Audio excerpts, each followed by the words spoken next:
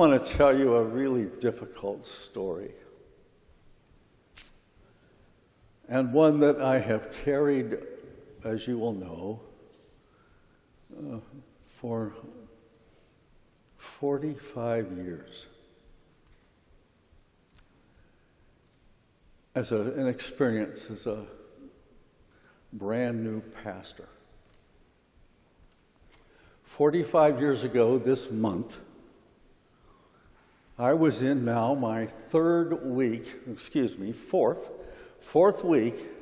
as the appointed pastor of a local church congregation in a rural Ohio community, a certain place.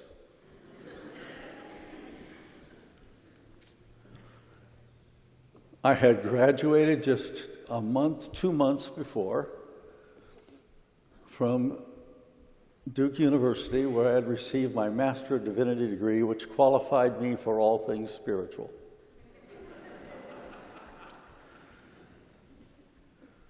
And in that setting, and now in my first parish after Grace and I had moved from Durham, North Carolina, and I began my ministry there,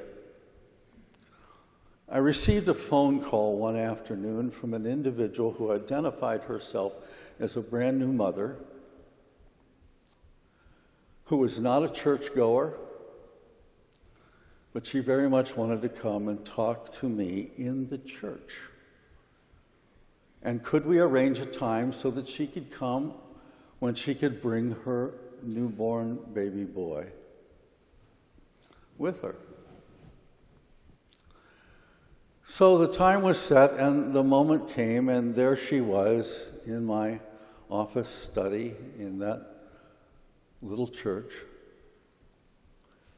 And as she began to speak, it was almost immediately that she broke out in uncontrollable sobbing.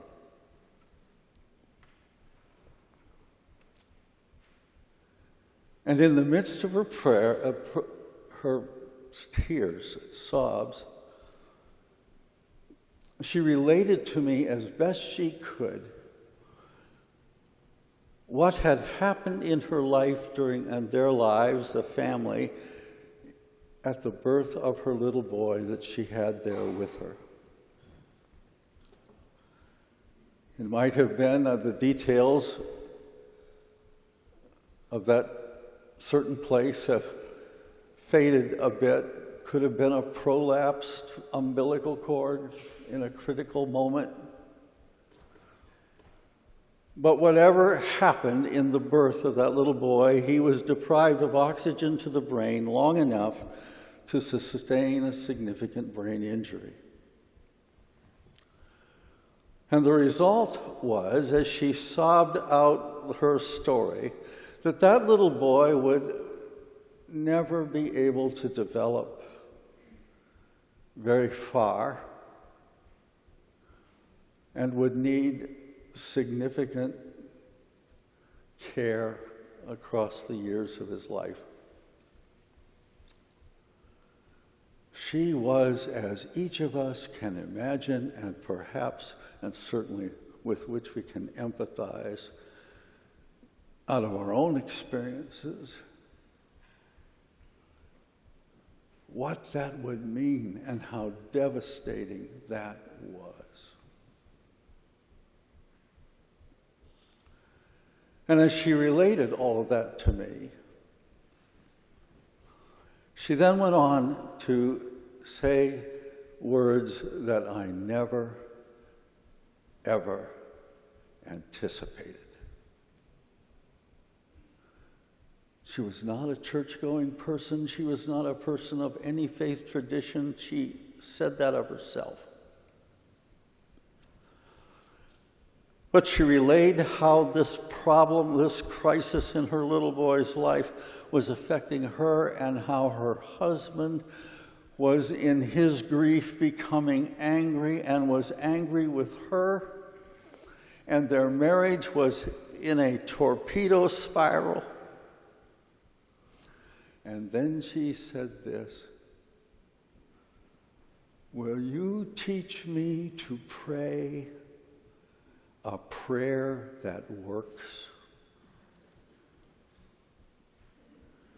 Will you teach me a prayer that I can say to make my little baby boy better?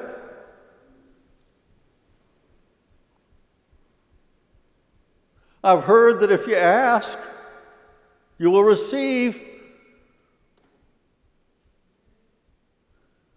And will you, Pastor, and I forget your name, she said, I looked it up in the phone book before I came. Will you, Pastor, lay your hands on my little boy's head just like they do on TV and heal him?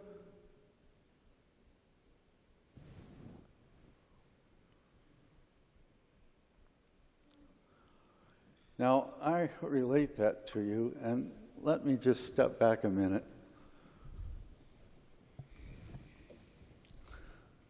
I know it's a Presbyterian church, but it's only water.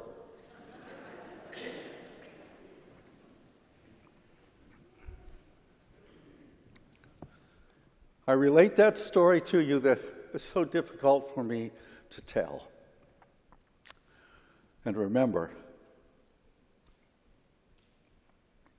for 3 reasons. First, it indicates to me, and as I remember it, and as I've experienced life as a pastor, or just life over the years since, that regardless of a person's faith commitment or involvement, it doesn't matter. When there happens to be moments in our lives that are beyond all of our understanding, when there are things that befall us and that happen around us that are so difficult to grasp and over which we feel powerless to intervene, those experiences awaken within us, if that's not awake already, awaken within us a deep spiritual yearning to be connected to some power that will intervene on our behalf or on behalf of those whom we love and make the situation right. It happens over and over and over again. No matter how much we study things, no matter how intelligent we are in terms of our degrees or whatever kinds of certifications are our own, those moments reduce us to absolute yearning.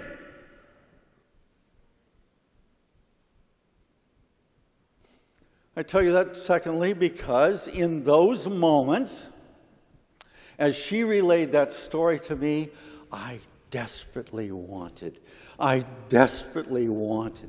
to be able to say such a prayer that worked.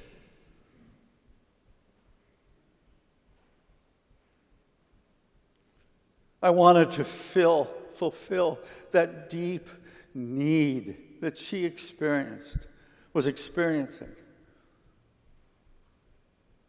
And I did, in fact, lay my hands on that little boy's head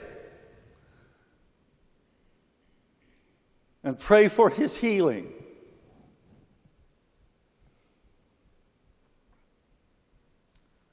And I so desperately wanted there to be an immediate intervention.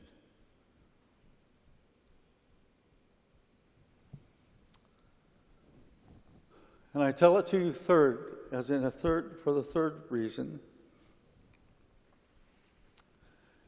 is because the emotion of that young woman, the yearning and the pain and the anxiousness and the sincerity in those moments of her prayer, crying out, "Will you teach me to pray?" is, I believe, an important setting for understanding the scripture I just read some minutes ago. I do not believe for a minute that the disciple or disciples, whoever he or she, by the way, there were many women who followed Jesus, but the times were such as that you didn't talk about them. The disciple, the follower, the learner who followed Jesus and cried out, "Teach us to pray," was voicing a soundtrack of human life. Out of needs and desires and longings, all certainly diverse, but an emotional soundtrack of life, asking for prayer that worked to make a difference. Individuals initially wanting it to make a difference right then, right now, as so many of us do today. It was not an academic exercise where the disciples were in a class and say, "Okay, Jesus, taking notes,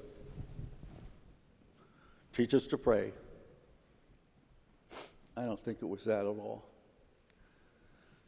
Like us, disciples, out of their needs and their yearnings and their wants and their hopes and their sense of sometimes devastation. "Oh, Jesus, teach me a prayer that works."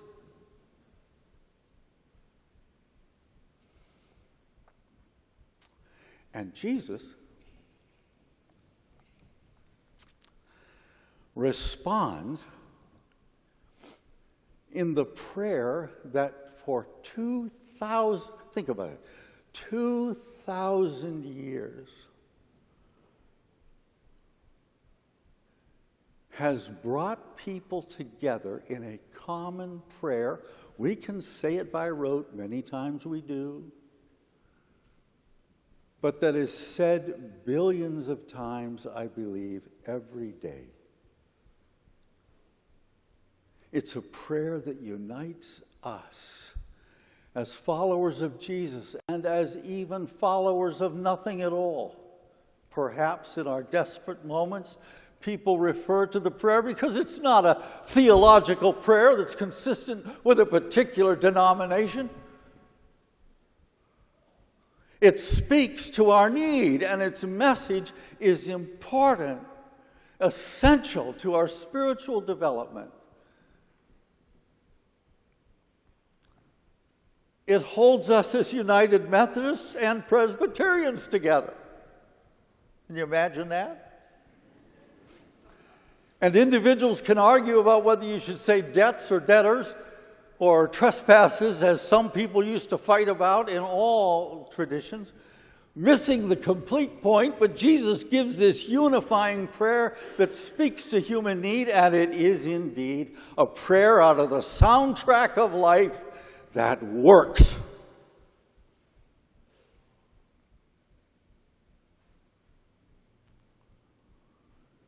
Now hold that thought for just a moment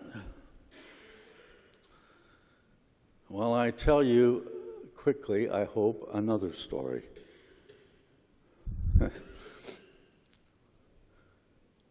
Just about 10 days ago now, our little granddaughter, Addie Grace, brilliant and beautiful in every way, 6 years old, had surgery on her adenoids to take them out. She went through that surgical process fine, and she is recovering very, very well. But the difficulty she experienced, and of course all of the family, therefore, to a degree, certainly her mom's,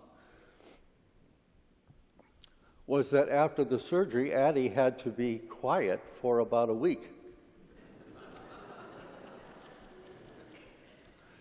Now, for a 6-year-old little girl or boy, to be quiet for a week, not be able to play on the playground or in your backyard on all the playthings, or to jump in a pool or go to with your grandpa and grandma and jump off the boat and into the lake and all the things that she loves to do, that was a difficult thing. So the day after her surgery, she was doing very, very well and recovering quickly, and she thought she should be able to do everything that she had always done. And she was sulking. And in her backyard, underneath this great pine tree that's back there, that's her fort, a tree that she usually can climb, but she had to be quiet. But she invited me to come and be with her in the fort while she sulked. And as we sat together in that place, a certain place, Addie related to me all the things she couldn't do, and I've told them to you, and you can imagine it. And with great frustration and irritation, she named off every one. And of course, then I put on my grandfather empathy as a word of encouragement. And I said, "Oh, Addie, it's going to go so quick, and you're going to be able to come back and do all the things you love to do." Excuse me. Swim and jump off the boat and play at the beach and be with your friends and all the things that you're so great at on your ninja course, doing the rings. She was having none of it. It was not immediate. There still was this restriction, this horrible thing. And finally, she just folded her arms across her chest, and she looked at me again, having none of it. And she said, "So, Grandpa, what is your point?"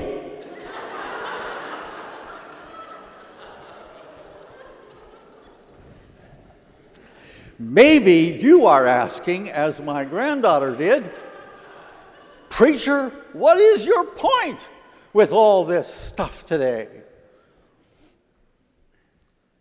And as quickly as I can, and you'll be glad, let me try and get to the point. Jesus responded to this situation as he has to all of our situations for these millennia, with a prayer that matters and works. Not in terms of immediate miracle like some fundamentalist evangelist making billions of bucks on TV can twist people's minds and energies to think that they can support him or her and that there's value in it. The more you give, the more you get. All that kind of nonsense. Not that. The value of this prayer is far deeper and transcends all culture and all social dimension. Jesus says, first of all, when you pray, say, "Our Father." He didn't mean literally Father as a man. The text, the Aramaic, is the sense of, unlike any other people who teach you in this world that God is abstract, God is some idol, God is some force that you must appease, God is some force that you must pay off in advance so that you are spared difficult things in life, that you won't suffer because you've not been good enough. Instead of that, Jesus says, speak to God as your loving parent, with whom you have a relationship. You have a time of approach. You matter. You can come to the altar of God's presence in your life, and there's no restriction. So when you pray, intone the words of relationship. Someone who has mothered you, fathered you, parented you, who loves you as God's child. Do you think of how revolutionary that is? Continues to be?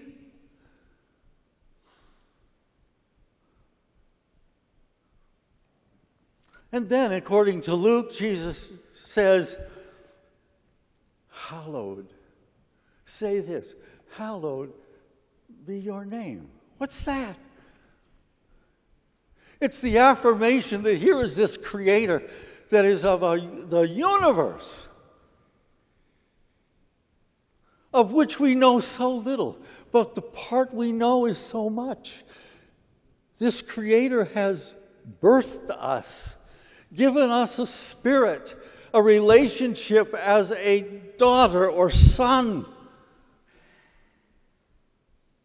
seeks our welfare, not our damnation. Hallowed be that name. And can we live in such a way that the rest of the world could hallow it too? And the word doesn't matter whether it's Allah or Jehovah or Elohim or Yahweh.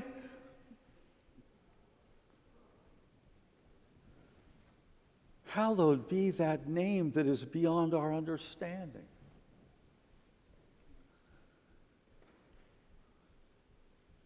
Give us this day our daily bread. It's not a prayer for immediate intervention. I don't think so. It's a prayer. It follows on that if we are in this prayerful mood of gratitude to this Creator, what we are asking for is give us today, as you know best, to have the faith and the trust to ask for this. Grant us today, each day of our lives, as difficult as they might be in the present moment, grant us the nurturing for the meeting of the present time, our daily meeting, our daily need.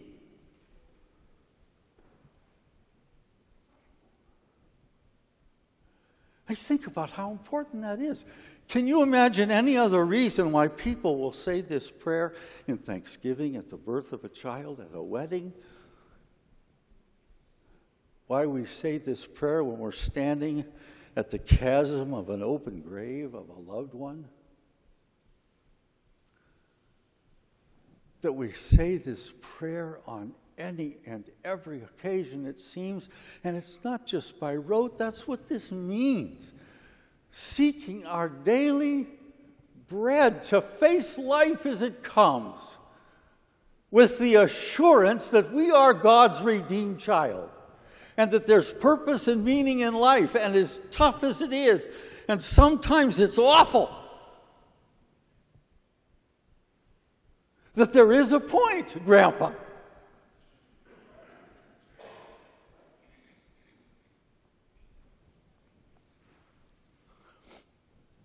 Forgive us. Now think of this. Forgive us our trespasses,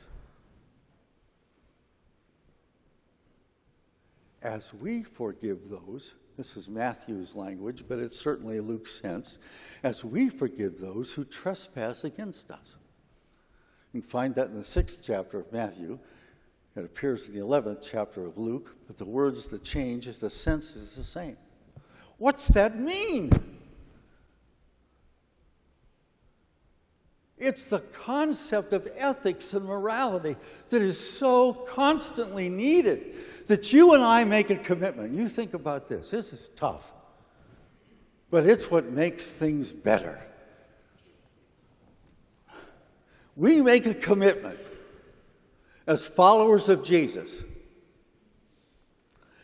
that we will live our lives and we will have the courage to ask God, God, treat us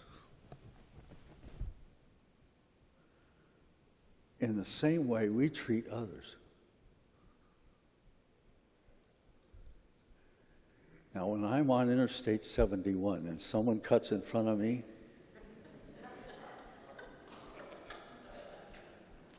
my care for the others is not good.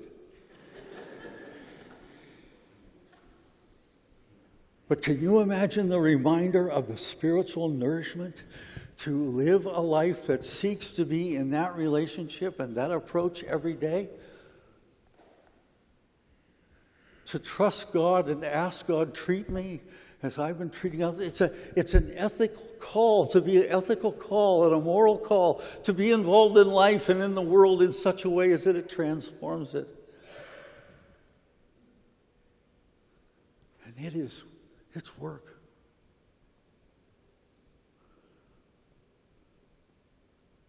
Now, I'm not putting down the president here. I'll let you do that. I am not being Democrat, Republican, it doesn't matter, but can you and I imagine living in such a way where it would be okay to describe people as loser? Or intellectually incompetent? To evaluate people on your standards? Rather than this prayer that Jesus taught. Father, parent, treat me as I treat others. Forgive me as I forgive others. It's a whole different way of life. And those concepts go on in that prayer. And it's why we've said it. It's why we say it. It's why it's a devotional exercise in a rosary where you say the Our Father amidst Ave Marias, all of that to call people's attention individually to the relationship that needs to grow. And it's what it means when Jesus says, ask, and the tense in the Greek and following from the Aramaic, ask and keep on asking. And you'll receive it. Doesn't mean a specific thing you're asking for. It means live your life with a sense of curiosity. And keep asking so that the world gets better because of things that you do, that you discover and then contribute.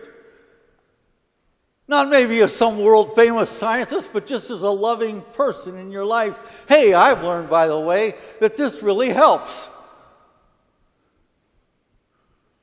Seek and keep on seeking, and you will discover. And you can make the world better by your discoveries, the life you lead that's in that attitude.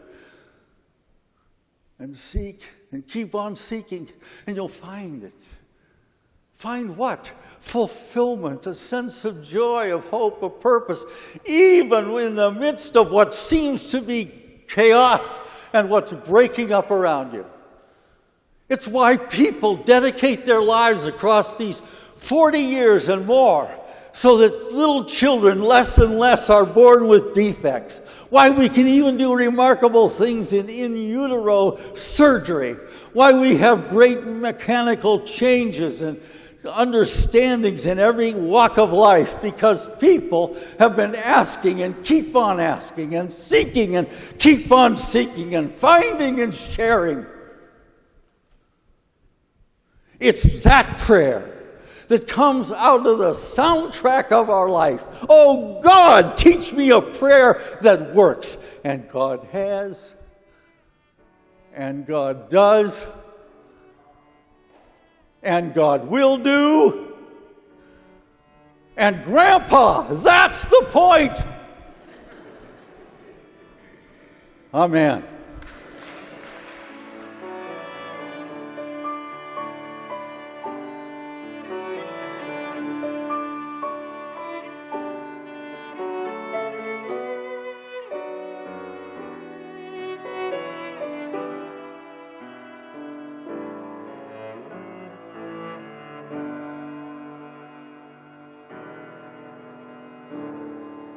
Thanks for watching our video. Make sure to subscribe to get the latest and greatest videos from the Old Stone Church. And if you feel blessed by our message, please go to theoldstonechurch.org and click Donate. God bless you today and forever. The Old Stone Church. We've been loving Christ and serving City since 1820.